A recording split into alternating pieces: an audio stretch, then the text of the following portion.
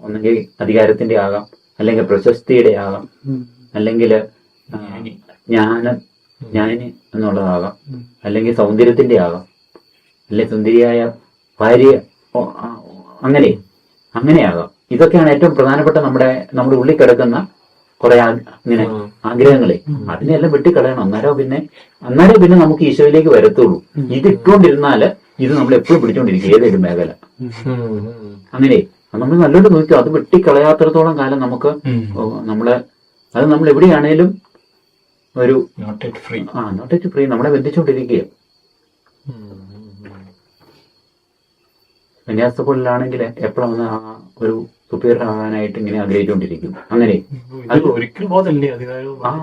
ഇല്ല, എവിടെയാണേലും പ്രശസ്തനാകാനുള്ള ഒരു ആഗ്രഹം നമ്മളെ വളഞ്ഞുകൊണ്ടിരിക്കും. നമ്മൾ അറിയാതെ ഒരു 10 പേര് നമ്മളെ കുറിച്ച് പറഞ്ഞത് കേട്ടാൽ നമുക്ക് ആധാരമാണെങ്കിൽ നമുക്ക് ഭയങ്കര എന്തോ ക്രിസ്തു അല്ല